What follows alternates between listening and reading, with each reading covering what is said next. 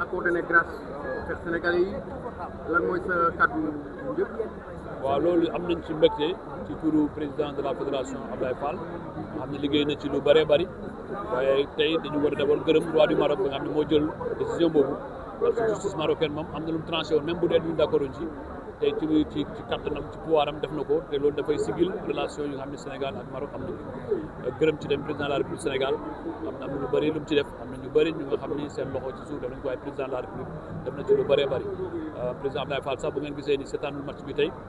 président de la République moo ko oo affrété avion pour ñu dem jëli supporters yi ci Rabat loolu tamit mu nekk acte fort parce que ñii tey génn prison di dellu si seen njaboot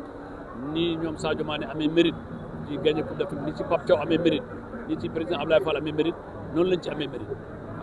lii fekk na leen ci et ils l'ont vécu dignement amul benn yoon bu ñu salité loolu nag muy fierté Sénégal bi yëpp ñu jàpp ñun ñëpp tey ñëpp amul benn Sénégal moom tey amul soulagement ndaxte lii lu nekkoon luy gàkkal relation Sénégal ak Maroc te xam nañ ni ci àddina Sénégal ak Maroc relation ñu am amul benn réew yu ko am ci àddina donc loolu li ko doon gàkkal bu ko roi bi yëkkatee ci jàppale yi nga xam ne président Sénégal ak bépp kilifa yu bëri war nañ cee sant yàlla bu baax a baax ñaan yàlla lii bu mu amati surtout li nga xam ne mu ngi jógee ci football dafa war a dajale warul séparé. laaj bu mujj bi coupe du monde bi ay semaine moo ci def mu ngeen toll ci wàccaay wi. xam nga waajtaay bi moom wax dëgg yàlla ci ndigalu aussi président de la République am nañu réunion yu bëri ñu defoon ak ministère des sports pour tënk lu nga xam ni jëm ci organisation bi ak taxawaay balaa loolu fédération sénégalaise jël na ay matukaayam yu bëri ba nga xam ni match amicaux yi lépp lu nga xam ne waroon ci am na Sénégal bokk na ci réew Afrique yu nga xam ni tey ñoo gën a am maîtriser seen organisation ci match amicaux yeeg yooyu te xam ngeen ni coupe du monde li gën a am solo mooy maîtriser organisation maîtriser environnement maîtriser conditions yi fi ngeen day jëm dara bañ laa bett te su ma waxee tey ci waxtu réunion yi ñu def ak ministère def ko ci mbir fédération jàpp nañ ni tey lépp yemb na pour ñu mën a dem li amoon na tuuti jafe-jafe ci visa yi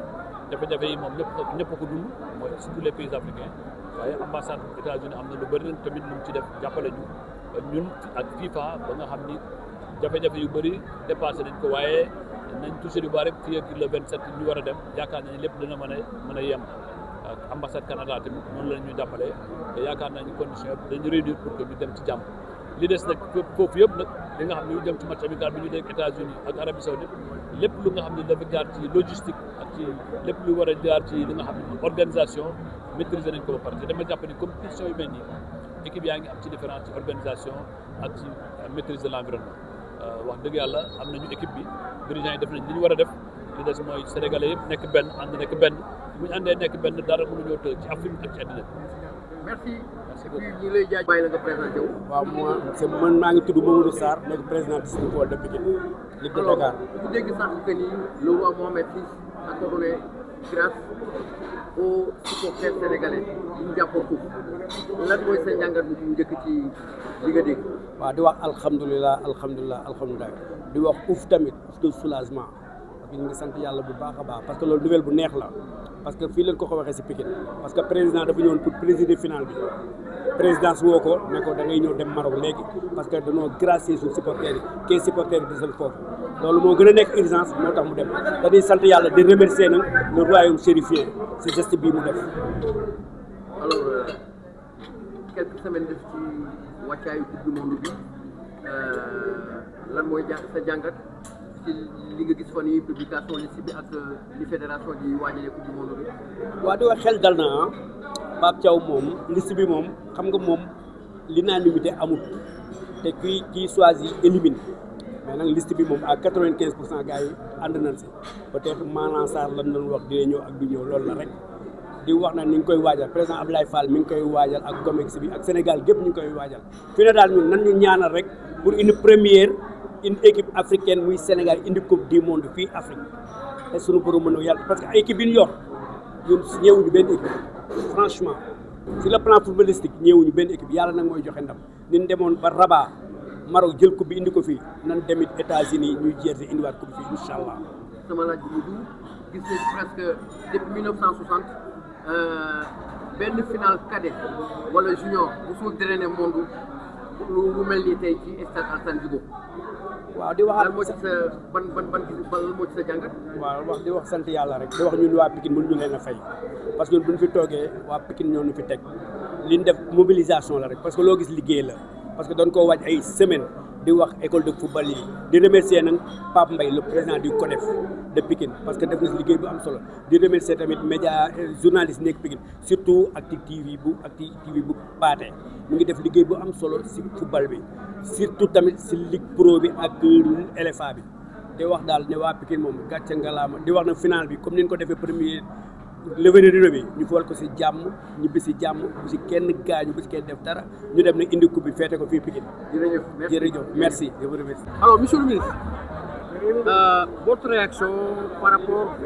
à la grâce accordée par le roi Mohamed VI aux supporters sénégalais? Bon, c'est un acte je suis animé par un sentiment de soulagement. Nous sommes à l'instar de toutes les Sénégalaises et de tous les Sénégalais, nous sommes tous soulagés, contents que ces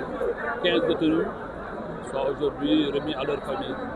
Et je crois aussi que ça honore les relations entre le Maroc et le Sénégal. Nous avons tout fait pour que ces relations-là, au-delà de la confrontation sportive, ne soient pas détériorées par des actes de ce genre. Il ne nous reste maintenant qu'à rendre grâce à Dieu, remercier le roi, remercier aussi le président de la République du Sénégal qui a dû faire une action diplomatique souterraine, remercier tous ceux qui, de près ou de loin, sont intervenus, notamment le président de la Fédération sénégalaise de football qui n'a ménagé aucun effort pour faire en sorte à cette situation. Je crois que c'est simplement et de souhaiter maintenant que ces supporters soient accueillis dignement parce qu'ils ont aussi mérité la gloire du peuple sénégalais. Et le peuple sénégalais doit leur rendre hommage, le chef de l'État en premier. Juste une dernière question, on est à quelques semaines du démarrage de la Coupe du Monde. Où en êtes-vous sur les préparatifs? D'abord, pour dire aussi que cet acte du Maroc renforce l'unité africaine. Nous devons partir à la Coupe du Monde unie. Et je crois que cela participe aussi à ce que l'Afrique unie reste maintenant, que nous sommes devant le tribunal arbitral du sport. Et le tribunal arbitral du sport fera ce qui est juste. Et nous pensons que ce qui est juste, c'est ce qui est le droit et avec le Sénégal. Maintenant, nous sommes à quelques semaines de la Coupe du Monde. Nous avons déjà fait toutes les préparations. Nous avons tenu énormément de réunions sur instruction du président de la République avec le ministère des Sports. Toutes les dispositions sont en train d'être prises malgré quelques difficultés que nous avons avec les visas, notamment avec l'ambassade avec les États-Unis. Là aussi, il faut saluer les efforts consentis par l'ambassadeur pour nous permettre de nous mettre dans les meilleures conditions possibles. Mais nous pensons que d'ici le 27, date de départ de l'équipe nationale du Sénégal, nous serons dans les dispositions. Sur les autres plans, maintenant, nous avons calé 2 matchs amicaux, c'est déjà fait. Nous sommes la première équipe africaine à avoir calé tous ces matchs amicaux. L'hébergement, tout ce qui est l'hébergement et logistique